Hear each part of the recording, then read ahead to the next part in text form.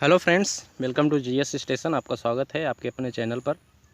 साथियों, आज के न्यूज़पेपर में एक खबर आई है, बड़ी खबर है, जो कि आपके 49,568 में जो फर्स्ट बैच गया है 14,000, उनकी ट्रेनिंग से रिलेटेड है। साथ ही साथ इसमें जो 35,000 अभ्यर्थी बचे हैं, मैं जनरली इस पर वीडियो नहीं बनाने वाला था, लेकिन आज जो है मन कर दिया बनाने के लिए, क्योंकि कुछ लड़के जो हैं इसको लेकर के कि जो 49,568 की पूरी भर्ती है उसको 3 चरणों में कराया जाए, इसको लेकर के कुछ लड़के हाई कोर्ट जाने की बात कर रहे थे। तो आज मैं इसी सब चीज़ों पे बात करूंगा और सब कुछ आपको अच्छे से समझाऊंगा।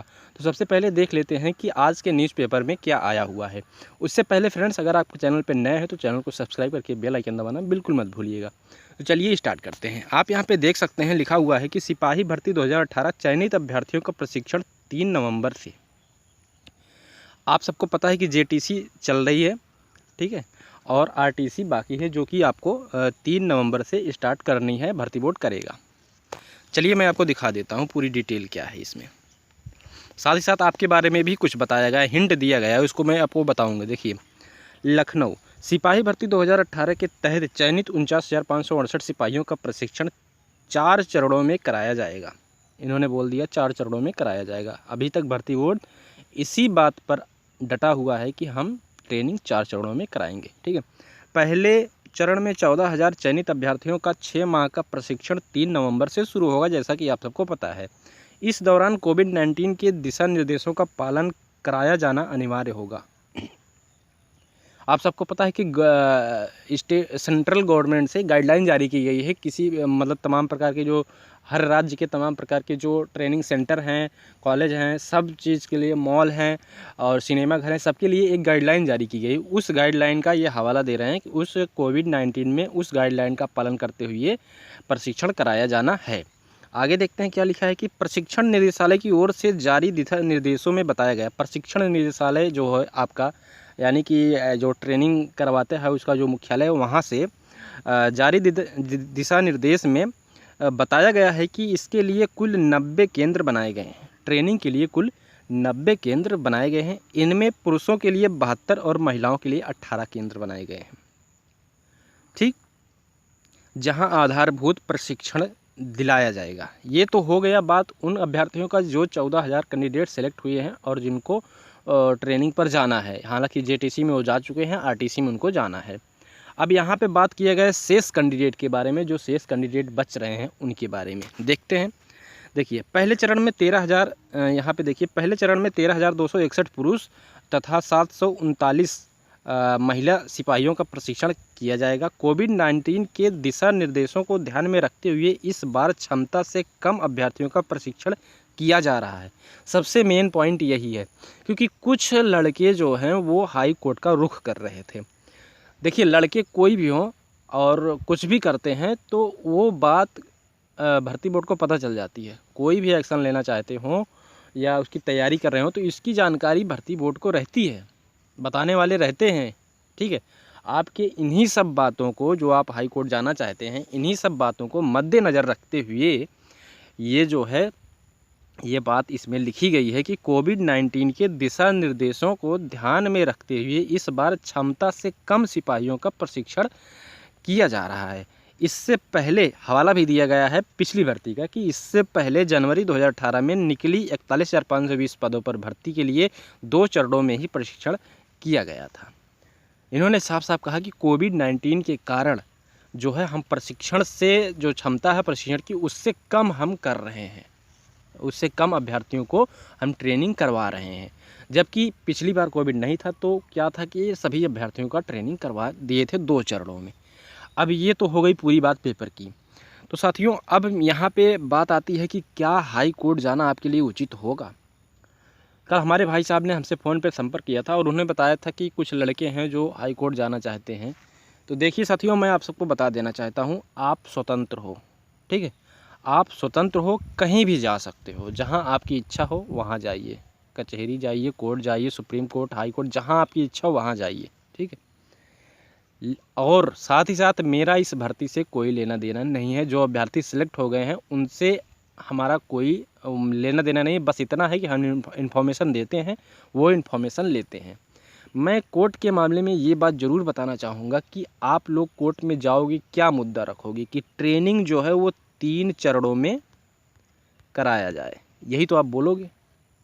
अब इस बात पे जब आप ये बोलोगे, अगर भर्ती बोर्ड ये बोल देता है कि जो प्रशिक्षण निदेशालय का गाइडलाइन है उसके मुताबिक कोविड-19 का जो है दिशा निर्देशों को ध्यान में रखते हुए इस बार ऐसा किया जा रहा है कि प्रशिक्षण से कम अभ्यर्थियों की ट्रेनिंग करवा रहे हैं हम, तो इसके एवज़ में आपका क्या रिप्लाई होगा?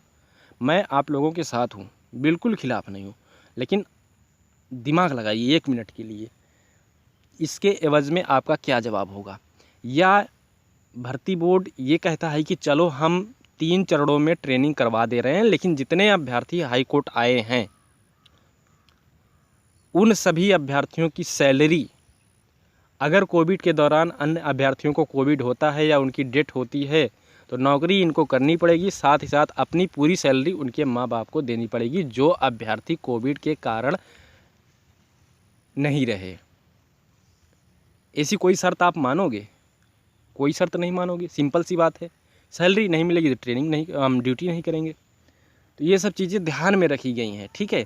तो कोई भी अभ्यर्थी को कोविड हो जाता है, आप जोश में हो, आप चाहते हो कि ट्रेनिंग हो, भी चाहते हैं हो, लेकिन ये चीज़ ज़रा एक बार सोचो, अगर हो गया किसी लड़के को, कुछ भी हो गया, डेथ हो जाती है तो उसका जिम्मेदार कौन होगा? भर्ती बोर्ड या हाई कोर्ट या फिर आप लोग?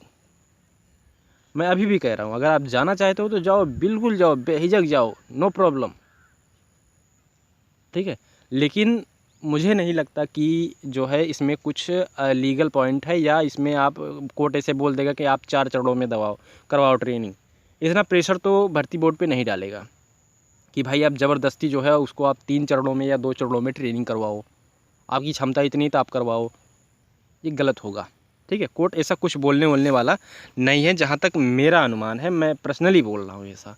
क्योंकि मैं आप सबको बता दूं कि मेरा जो है अभी मैंने रीट डाली थी 9007 पर 9007 पर, इस पर एक रीट पड़ी थी लखनऊ बेंच में, ठीक है। उन्होंने पॉइंट रखा था कि हमारा जो है खाली सीटों का जो होंगी खाली सीटें उसको हमको दिया जाए, तो वो रीट खारिज हो गई थी। रीज़न यह था कि अभी सीटें खाली नहीं थी, उसके पहले ही रीट डाल दी गई थी लखनऊ वाली, जबकि देखिए वैलिड पॉइंट था, सीटें खाली होती, लेकिन कोर्ट ने ये बोला कि अभी आपके साथ अन्याय नहीं हुआ है, जब सीटें खाली होंगी तभी आप आ सकते हो, उसके पहले नहीं आ सकते। तो उसके बाद जब पहले चरण का आपको सबको पता है 14,000 का मेडिकल हुआ, तब हमने कुल 58 लड़कों को मिल करके हमने डाला है कि 49,568 जो सिलेक्टेड कैंडिडेट है उनके साथ साथ जो लड़के एब्सेंट हो रहे हैं, जो दूसरी गवर्नमेंट जॉब पा चुके हैं, जो नहीं आ रहे हैं, उनके स्थान पर 9007 को मौका दिया जाए। और इस कारण से चूँकि सीटें खाली हो चुकी थी फर्स्ट चरण की, यही कारण था कि हमारी रीट एक्सेप्ट हो गई है और 58 लड़कों की डेट लगी है 3 नवंबर की। तो मैं यही कहूँगा कि कोई वैलिड पॉइंट होना चाहिए तब आप कोर्ट जा सकते हो, उसके पहले नहीं जा सकते। अगर आप जाना चाहे तो जाओ, बेहिचक जाओ, लेकिन मैं जहाँ तक मेरा एक्सपीरियंस है कि आप ज़्यादा लड़के मत जाओ, पहले 10-5 लड़के जाओ, 10 लड़के या 15 लड़के मिल के चले जाओ। अगर जाना चाहते हो तो चले जाओ, रेट डालो, अगर एक्सेप्ट हो जाती तो बाद में लड़के उसमें जुड़ जाना, कोई दिक्कत नहीं है, जुड़ सकते हो बाद में। अगर खारिज होगी तो फिर आपका 20-25 हज़ार रुपये ही नुकसान होगा, अगर सीधा 50-60 लड़के चले गए तो लाखों रुपए नुकसान हो जाएगा। आपकी भले के लिए मैं बोल रहा हूँ, और इस भर्ती से मेरा कोई लेना देना है नहीं कि मेरा इसमें कोई फ़ायदा है, मुझे ट्रेनिंग पे जाना है इसलिए मैं ऐसा बोल रहा हूँ, या मेरा मतलब कि मैं आपके भले के लिए बोल रहा हूँ, ठीक है। बाकी चयनित अभ्यर्थी हो, इतना तो सोच ही सकते हो कि अगर भर्ती बोर्ड ये बोल दिया कि हम कोविड है इसलिए हम कम करवा रहे हैं और हम कम ही करवाएंगे, इससे ज़्यादा हम नहीं करवा पाएंगे, अगर इससे ज़्यादा हम करवाने की कोशिश करेंगे ट्रेनिंग तो बच्चों के स्वास्थ्य पर नुकसान पड़ेगा बहुत गहरा।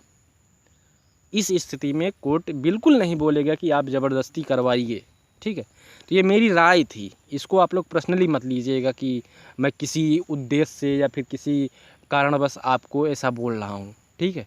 नहीं, ये मेरा पर्सनल राय था। फिर भी अगर आप जाना चाहते हो तो जाओ, कोई दिक्कत नहीं है, जो मुझे बताना था मैं आपको बता दिया हूँ, ठीक है। इसके अलावा अगर किसी को कोई भी जानकारी चाहिए तो कमेंट्स बॉक्स खुला है, कमेंट्स बॉक्स में कमेंट्स कर सकते हो। ठीक है, मिलते हैं किसी दूसरे वीडियो में, तब तक के लिए नमस्कार, जय हिंद।